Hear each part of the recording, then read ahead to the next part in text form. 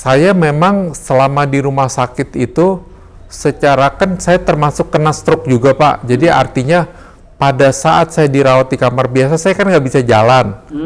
Artinya nggak bisa ke kamar mandi, nggak bisa ke ini dan sebagainya. Memang dokternya menolong untuk saya mampu berjalan, paling tidak mampu mandiri lah ke kamar mandi sendiri dan sebagainya. Dengan berbagai peralatan yang dicoba untuk bisa berjalan kan begitu. Saya itu terus terang pada saat sadar tidak memahami bahwa saya itu kena stroke loh. Jadi saya nggak ngerti bahwa saya ternyata nggak bisa jalan gitu loh. Saya cuma terkulai aja. Saya pikir saya cuma kena serangan jantung tapi mampu untuk beraktivitas biasa. Ternyata saya termasuk kena stroke juga. Artinya saya katanya dokternya itu pecah pembuluh darahnya di otak. Jadi jadi terserang stroke juga. Kalau dia pecah pembuluh darahnya bukan di otak, mungkin tidak terserang stroke kan begitu loh. Lalu setelah sampai tahap mana lalu Bapak diizinkan untuk pulang, untuk keluar? Jadi dokter itu memberikan saya semacam exercise Pak. Exercise duduk di tempat tidur untuk lebih dari 6 jam lah kasarnya gitu. Supaya saya mampu duduk di dalam pesawat dengan posisi duduk lebih dari sekian belas jam, 12 jam lah.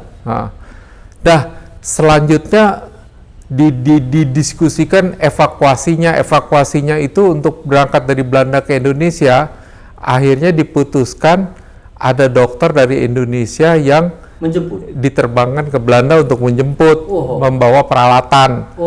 Nah, dokter tersebut mentandem menjadi benar-benar di samping saya dengan segala peralatannya untuk bisa membawa saya ke Indonesia. Nah, saya pulang berdua dengan istri, ya. Anak saya sudah pulang duluan karena dia harus kuliah dan sebagainya. Nah, dokter tersebut setelah sampai di Indonesia dengan selamat, dokter tersebut langsung permisi untuk kembali ke ininya. Karena tugas beliau adalah hanya mengiringi selama saya di perjalanan. Nah, saya baru belajar banyak bahwa kalau membawa pasien, itu namanya pilot pesawat juga istilah kasarnya menginformasikan, datang ke saya mengatakan kalau seandainya ada sesuatu kasih tahu saya. Jadi emergency untuk bisa mendarat darurat atau apa sebagainya. Ya itu. Bapak duduk di mana waktu di pesawat itu? Duduk di terpaksa karena harus di bisnis kelas kan gitu loh. Nah, karena posisi duduknya itu tidak memaksakan saya untuk berdiri tegak gitu kan. Jadi dengan posisi agak rebah. Nah, dokter yang mendampingi juga duduk di situ. Nah, tapi pada saat transit saya tidak meninggalkan pesawat, jadi benar-benar hanya duduk di tempat. Nah, itu benar-benar pada saat tiba di Bandara Soekarno-Hatta, langsung dijemput ambulans untuk dilanjutkan perawatan di Rumah Sakit Pertamina, Pak.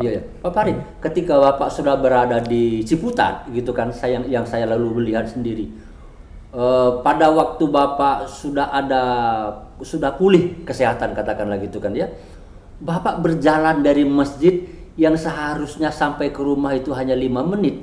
Pada waktu itu hampir 1 jam Bapak berjalan, begitu lama gitu kan. Apa kondisi Bapak pada waktu itu parah betul yang Bapak rasakan? Jadi Pak, intinya kan stroke ini ada levelnya ya. Jadi kalau saya ngelihatnya ini levelnya itu lumayan berat juga waktu itu. Sama sekali saya nggak bisa jalan Pak. Jadi artinya saya mengatakan bahwa kalau saya akhirnya bisa mandiri jalan sendiri ke masjid dan sebagainya, itu udah mukjizat dari Allah lah ya. Karena sejujurnya saya melihat teman-teman saya yang kena stroke juga atau siapapun yang kena stroke itu sulit banget untuk pulih. Ya, saya bertanya begitu tuh karena satu, saya menemani Pak Farid dari masjid sampai ke rumah. Itu kesel saya sebetulnya karena hampir 1 jam. Lalu sekarang Pak Farid itu seperti tidak pernah mengalami itu sama sekali. Berjalannya sudah sangat normal, pikir saya. Apa yang terjadi dengan Bapak, pikir saya? Kok bisa berubah begitu? Nah, saya juga melihatnya begini Pak, sempat terlintas di pikiran saya, kalau seandainya Allah sudah memberikan peringatan seperti ini, kalau saya tidak sujud juga kepada Allah dengan sungguh-sungguh, wah apalagi kan gitu loh. Keterlaluan. Istilah kasarnya udah ditegur nih, Iya, gitu iya, loh. iya, iya. Jadi saya bilang saya harus paksakan diri. Insya Allah, Allah memberikan jalan untuk bisa saya lebih baiklah jalannya dengan kondisi saya memaksakan diri untuk berangkat ke masjid. Jadi tidak ada alasan lagi untuk tidak melakukan ke masjid. Termasuk Bapak kan tidak mau sholat duduk. Iya. Saya perhatikan setelah Bapak mulai bisa bergerak itu. Iya. Termasuk juga bagian dari exercise juga lah, bagian dari exercise supaya intinya kembali ke normal untuk kita melakukan ibadah.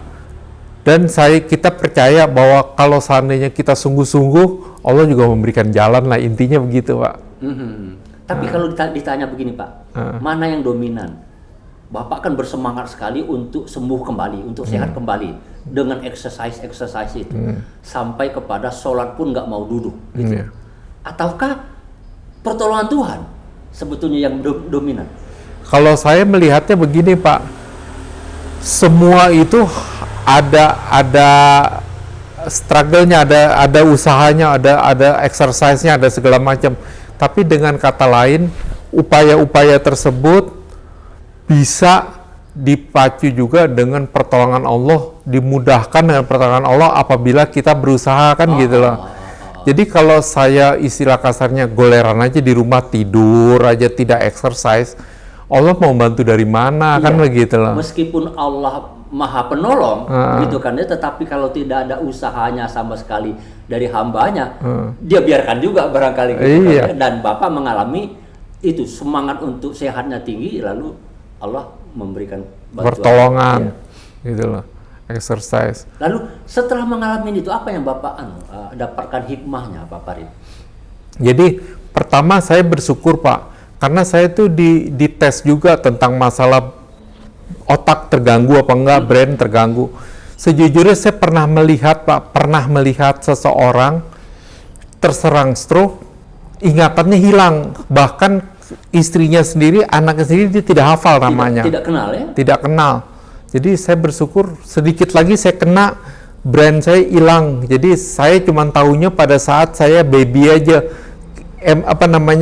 ingatan itu baby aja. Seperti susu, mami, apa segala macam. Karena otak kita itu kan isinya memori semua. Kalau memori itu udah kerendam darah, rusak semua memorinya kan. Nah itu hilang. Nah saya bersyukur nggak sampai rusak memori tersebut kan begitu loh.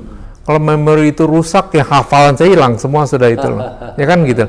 Nah saya belajar banyak, intinya Allah itu tetap memberikan kita semacam jalan keluar, bahwa selain Anda harus bisa pulih, Anda punya kesempatan untuk beribadah, terus Anda punya memori yang saya tetap rawat kan, intinya supaya Anda mau apa lagi kan gitu loh. Kawan-kawan sekalian, saya menyebutnya Pak Farid ini sudah dikasih oleh Allah Subhanahu wa taala nyawa kedua. Gitu kan ya.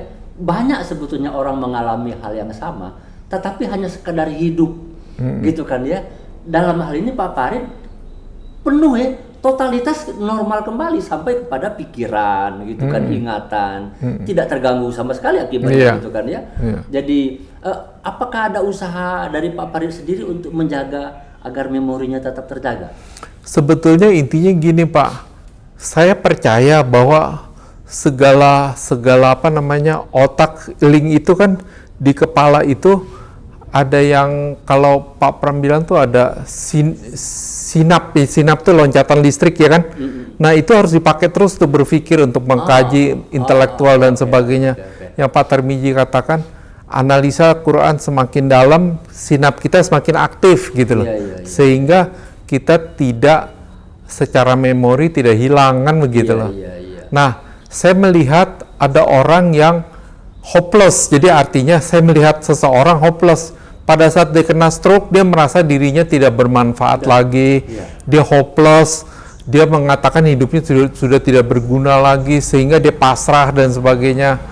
Padahal seharusnya tetap di exercise gitu loh, supaya memorinya itu tidak mati, sinapnya tidak berhenti, loncatan listriknya tidak berhenti. Kalau exercise secara fisik itu olahraga, bergerak, tapi kalau exercise di memori gitu kan ya, itu dengan berpikir. Iya. Gitu.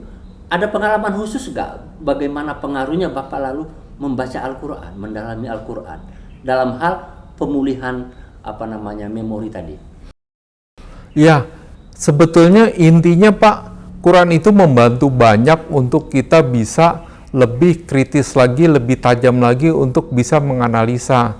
Karena biar gimana pun juga, Quran itu yang seperti saya katakan tadi, ternyata Quran itu bisa dielaborasi segitu dalam sehingga setiap orang punya persepsi yang istilah kasarnya tergantung intelektual masing-masing kan. Baik. Kasarnya dalam begitu. Hal ini Al-Quran itu menstimulir Pak Farid memorinya untuk semakin aktif, semakin bergerak gitu kan ya, sehingga kalaulah kemarin itu dia sempat terganggu sedikit, maka pemulihannya menjadi lebih cepat. Al-Quran memberikan stimulir itu. Baik Pak Farid, dari pengalaman Bapak seperti itu, ada nggak yang bisa Bapak pesankan ke kawan-kawan seperti saya yang merasa sangat sehat, begitu kan ya? Atau kawan-kawan yang lain yang sudah sedikit terganggu kesehatannya, apa yang bisa Bapak sampaikan? Nah, sebetulnya pesan khusus memang setiap orang berbeda-beda ya Pak. Jadi artinya kondisi fisiknya berbeda-beda. Ada orang yang secara hidup sangat sehat loh, sangat sehat artinya olahraga rutin dan sebagainya. Tapi tiba-tiba Allah memberikan ujian bahwa dia sakit begitu keras. Ada juga, ada orang yang istilah kasar hidupnya biasa-biasa aja, kelihatannya sakit terus, cuman umurnya panjang dan sebagainya. Iya, betul. Nah, saya mengatakan bahwa saya ini dulu begitu angkuhnya, begitu sombongnya karena saya hampir 16 tahun tidak pernah berobat ke dokter atau merasa sakit atau apa, pilek sekalipun alhamdulillah enggak. Karena saya menjalankan rutin olahraga dan sebagainya, sehingga saya terlalu pede Pak. Sehingga mengatakan kepada teman-temannya, alhamdulillah saya nggak pernah ke dokter selama hampir 16 tahun. Pilek apa segala macam, batuk nggak pernah dan sebagainya. Tapi tiba-tiba kena sakit yang maha berat. Jadi saya belajar banyak bahwa intinya kita ini selalu dalam genggaman Allah. Jadi artinya apapun yang kita kuasai hari ini itu bisa hilang mendadak. Dengan cara-cara Allah membuat itu terjadilah itu. Jadi baik kesehatan, kekayaan, pangkat, jabatan bisa gitu mendadak kan, hilangnya. Mendadak hilangnya gitu. Tidak seperti tidak pakai proses. Iya. Gitu kan, ya. Jadi saya mengatakan, oh iya benar juga ya. Ini teguran buat saya bahwa intinya dulu saya mengatakan bahwa apapun saya bisa lakukan dengan kondisi kesehatan saya yang prima ini. Ternyata Allah mengatakan, kamu nggak sehebat apa yang kamu pikirkan kan gitu loh. Jadi tahu kelemahan kita ya. Iya. Baik. Ya, kawan-kawan sekalian, itulah sebuah pelajaran menarik. Bagian akhir itu menurut saya bisa jadi kesimpulan. Kesehatan seprima apapun kita itu bisa hilang seketika. Memang kita sebagai hamba Allah punya kewajiban untuk merawat kesehatan, untuk berusaha untuk tetap sehat. Tapi pada akhirnya Tuhanlah yang berkuasa terhadap diri kita. Bukan hanya kesehatan seperti yang dialami oleh Pak Farid gitu kan ya.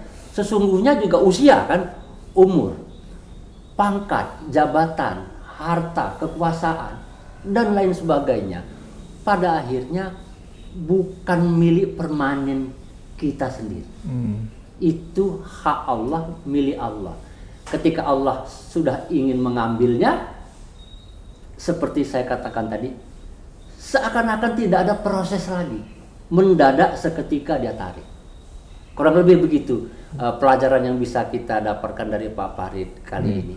Pak Farid, terima kasih sekali sudah berbagi pengalamannya. Mudah-mudahan kawan-kawan semua juga bisa memanfaatkan pengalaman itu, terutama untuk saya sendiri. Saya merasa juga selalu sehat gitu kan ya. Mudah-mudahan tetap Allah memberikan kesehatan, tetapi kita harus secara mental, secara religi, secara ketuhanan harus menyediakan diri ikhlas kapanpun Allah mengambil. Oh iya. Sekali lagi terima kasih Pak Farid. Terima kasih Pak Tarmiji, karena dengan saya bercerita gini saya juga belajar untuk berkoreksi diri, apa yang kurang, apa yang saya mesti lakukan, perbaikan dan sebagainya. Baik, sama-sama.